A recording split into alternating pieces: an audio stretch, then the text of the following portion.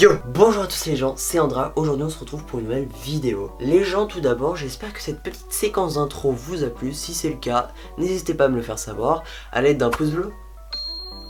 Les gens, aujourd'hui, de quoi va-t-on parler? Eh bien, comme vous l'avez sûrement compris grâce au titre de cette vidéo et à l'intro que je vous ai faite, on va parler de Harry Potter.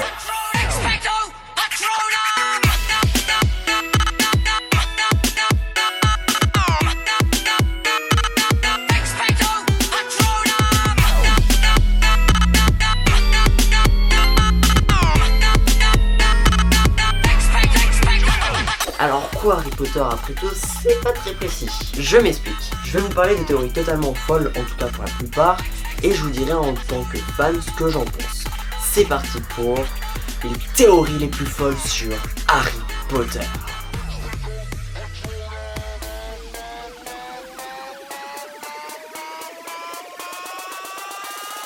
Cette première théorie nous vient tout droit du site Mademoiselle et est racontée par Mimi le 19 septembre 2018. Cette théorie concerne le tome 4 de Harry Potter.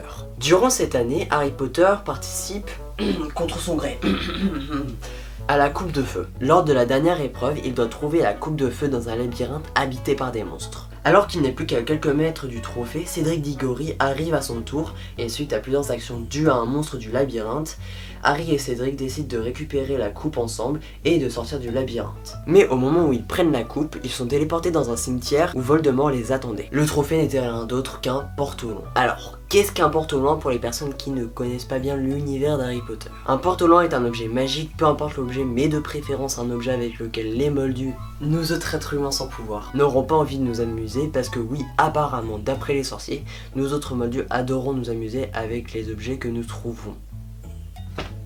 Le porte-au-loin est donc utilisé par les sorciers pour se déplacer d'un endroit à un autre à un horaire précis. Et une fois utilisé, il ne sert plus à rien jusqu'à ce qu'il soit de nouveau ensorcelé. Alors, où est la théorie pour le moment, vous allez me demander?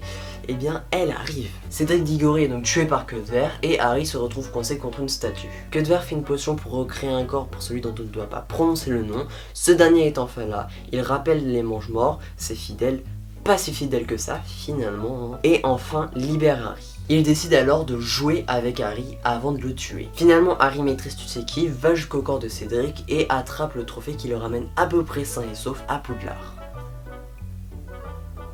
Y a pas un truc qui vous dérange là? Eh bien oui, comment ça se fait que le trophée le ramène jusqu'à Poudlard alors qu'il a déjà été utilisé pour aller du labyrinthe jusqu'au cimetière? Erreur dans le scénario ou une théorie totalement folle? Selon cette théorie, Voldemort avait l'intention de faire du polynectar, potion qui permet à un sorcier de prendre l'apparence d'un autre être humain avec une partie de l'être humain en question, un ongle ou un cheveu de préférence. Et de prendre des cheveux de Harry, de venir à Poudlard, de se rapprocher de Dumbledore, de le tuer et ainsi avoir le pouvoir avec 3 ans d'avance sans ennemis sur son chemin. Alors, cette théorie est totalement folle et elle me paraît totalement plausible. Pourquoi? Parce que Voldemort est un psychopathe. Bon, en même temps, on s'en doutait un petit peu. Mais aussi parce que Voldemort voulait avoir plein d'Horcrux. Un Horcrux est un objet issu d'un sort de magie noire extrêmement puissant, permettant au sorcier qui le désire de séparer son amant en deux et d'enfermer cette âme dans un objet ou un être. Ce procédé nécessite par contre la mort d'une personne. Le sorcier qui réussit à accomplir cet acte ne peut plus mourir. Il devient donc immortel. Mais attention, la création d'un Horcrux est un sujet tabou, non seulement dans la communauté des sorciers, mais également à Poudlard. Pour preuve, peu de professeurs savent l'existence des Horcrux. Albus Dumbledore et Horace Slughorn sont les seuls connus à ce jour. Alors, quelle est la logique dans ce que je viens de dire? Voldemort voulait avoir comme Horcrux chaque objet des 4 fondateurs de Poudlard. Et il a réussi sauf avec un fondateur, devinez lequel? Godric Gryffondor. Et oui, l'épée de Gryffondor, il ne l'a pas eu. Il n'a pas eu l'épée de Gryffondor et cela pouvait donc être une raison. En plus de ça, il en voulait 7 et il n'en avait que 6. Même si en vérité, il ne savait pas qu'il avait Harry et donc qu'il en avait 7. Et justement, si jamais il avait tué Harry, Harry serait revenu. Enfin peut-être. Malheureusement, je pense que cette théorie est totalement fausse. Pourquoi? Parce que Voldemort voulait reprendre son pouvoir petit à petit, prendre le contrôle sur le ministère et enfin battre Dumbledore. Il voulait donc faire disparaître Harry en laissant croire qu'il avait été tué par un monstre du labyrinthe et ainsi ne pas attirer l'attention sur lui. On le comprend aussi par le comportement de Barty Croughton Jr. déguisé en Maugréfolleuil qui voit Harry revenir. Si jamais Voldemort était déguisé en Harry, Barty n'aurait jamais agi comme ça. En tuant Dumbledore, il aurait eu du mal à s'en sortir parce que tout le monde saurait qu'il était de nouveau là et donc le fait de vouloir reprendre le pouvoir petit à petit n'aurait jamais eu lieu. Je pense simplement qu'il s'agit ni plus ni moins d'une erreur de la part de J.K. Rowling qui n'a pas fait gaffe à ces problèmes et en plus de ça, on n'a pas eu de réponse de la part de J.K. Rowling par rapport à cette théorie. Donc on n'aura jamais confirmation sur oui ou non Voldemort voulait réellement revenir à Poudlard pour tuer Dumbledore.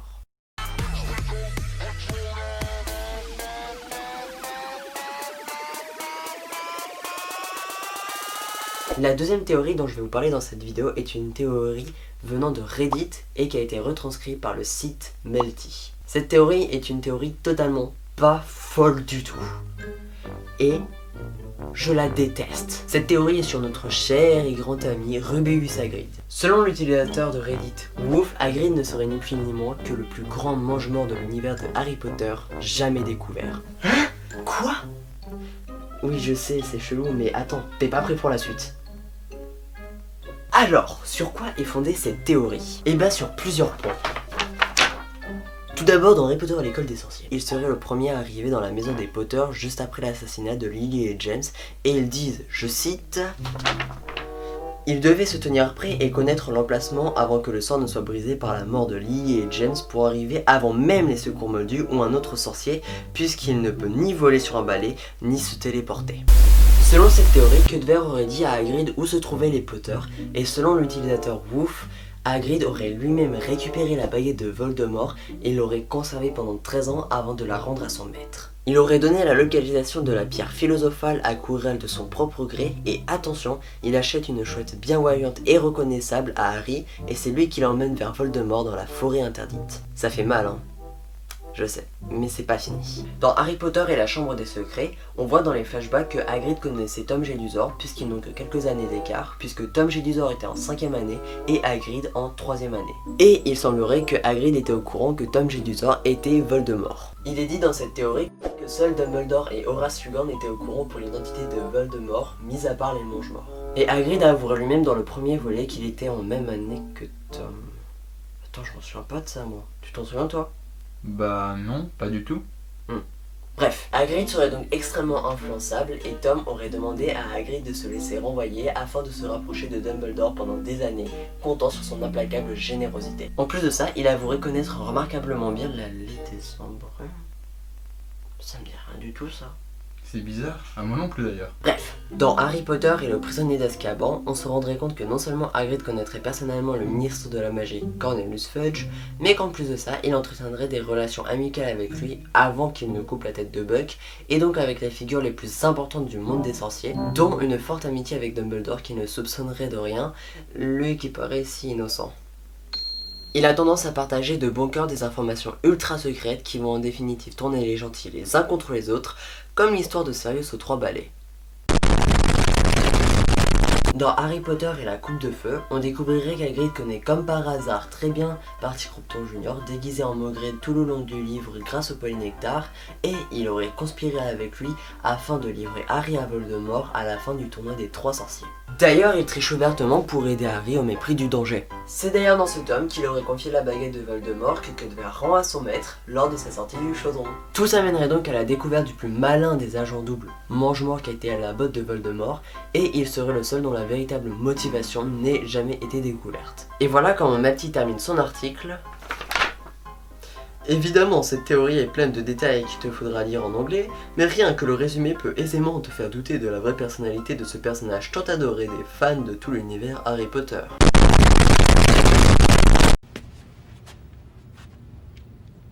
No God! Je vais péter un câble. Ouais, parce que cette théorie n'a aucun sens et prend des exemples qui n'existent pas. Alors, revenons au tout début de cette théorie. Oui, il arrive très rapidement dans la maison des Potter, mais c'est parce qu'il a été envoyé par Dumbledore pour aller chercher Harry. Ensuite, il n'est pas le premier à rentrer dans la maison, puisque Rogue y serait rentré avant. Il connaît donc l'emplacement de la maison, parce que Dumbledore le lui a dit. Alors, pour la baguette de Voldemort, je sais pas comment elle a fini par être en possession de Queue de Verre, mais je doute que si jamais Hagrid l'avait gardée avec lui, personne ne l'aurait reconnu. Il ne peut pas donner la localisation de la pierre philosophale puisque tous les professeurs savent où elle est et qu'ils ont tous aidé à la protection de la pierre et donc Quirrell aussi. Et selon cette théorie, Hagrid achète une chouette bienvoyante à Harry. Alors, même si on n'a pas tous les détails parce que ce n'est pas très important, je doute que Hagrid ait dit à Harry « Tiens, prends celle-là et puis voilà ». Harry a dû choisir Edwige lui-même. Et puis même si c'est Hagrid qui a choisi pour Harry, ça ne change rien finalement. Il voulait faire un cadeau à Harry parce que c'était l'anniversaire de ce dernier, et il a le droit non. Alors, par rapport à la forêt interdite, je suis encore moins d'accord. À la base, Harry était avec Hagrid et Hermione, et Neville était avec Malfoy et Croque-Dur. Sauf que Malfoy fait une mauvaise blague à Neville qui panique et Hagrid est obligé de changer les groupes et donc de mettre Harry avec Malfoy parce que Harry, lui, n'aura pas peur de Malfoy.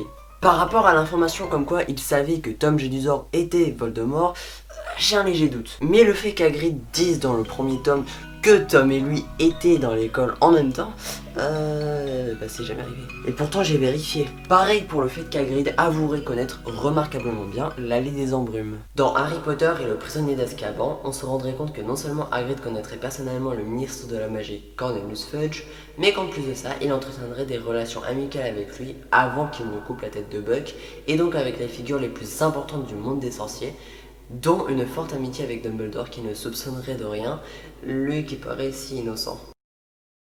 Alors, que je sache, Hagrid n'est pas pote avec Fudge.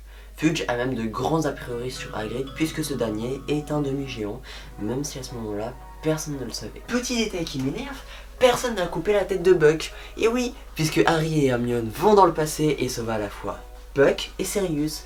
Faudra apprendre à lire les gars. Alors, sur le fait qu'Hagrid lâche pas mal d'infos, j'avoue que c'est plutôt vrai. Mais c'est parce qu'il a du mal à garder sa langue. Et aussi parce que parfois il abuse un peu sur la bouteille, mais ça c'est une autre histoire. Mais comment ça? Il a tendance à partager de bon cœur des informations ultra secrètes qui vont en définitive tourner les gentils les uns contre les autres, comme l'histoire de Sirius aux 3 balais. Comment ça vont tourner les gentils les uns contre les autres? Ils abusent un max. Je vous avoue que je suis un peu perdu là. Et franchement, l'histoire de Sirius qui est rentré à Poudlard n'est pas une information ultra secrète. On enchaîne avec la coupe de feu. Non, il ne connaît pas Barty Croughton Jr. Il connaît par contre Maugrey Folleuil. Et franchement, cette théorie est vraiment tirée par les cheveux. Juste parce que Hagrid prend un verre avec Maugrey aux 3 balais, il complote avec ce dernier pour livrer Harry à Voldemort. Bravo à tous. Cette théorie est totalement claquée au sol. Par contre, c'est vrai sur le fait qu'Hagrid aide quand même plutôt bien Harry, mais c'est parce qu'ils sont potes. Il veut l'aider à s'en sortir. Et oui. Et ensuite, comment ils veulent que Hagrid puisse redonner la baguette de Voldemort à Queue de Verre puisque ce dernier est censé être mort et qu'Hagrid ne s'est jamais absenté. Et Maugrey non plus d'ailleurs. Donc non, cette théorie est totalement fausse, même s'il n'y a pas eu de réponse de la part de J.K. Rowling, Hagrid n'est pas le plus grand mange-mort jamais découvert. Et franchement, si vous voulez sortir une théorie de ce genre, lisez attentivement les livres et regardez avec précision les films parce que le nombre d'erreurs et d'incohérences dans cette théorie est affligeant. Je ne me proclame pas connaisseur parfait d'Harry Potter, je peux me tromper, mais je suis sûr de moi sur ce coup. J'espère que cette vidéo vous a plu, n'hésitez pas à me le dire dans les commentaires et à me dire aussi ce qui n'allait pas. Vous pouvez aussi débattre sur les théories. Par contre, le premier qui dit que Hagrid pourrait être un mange-mort, je le banne direct. Non, je rigole. N'hésitez pas à me donner de prochaines idées de théories et de vidéos. N'hésitez pas aussi à vous abonner, à liker, à commenter, à partager, à me suivre sur Twitter, Instagram, Twitch et aussi à rejoindre mon Discord. Tous les liens sont dans la description. Moi en attendant, je retourne sur la PS4. A très bientôt les gens. Bye.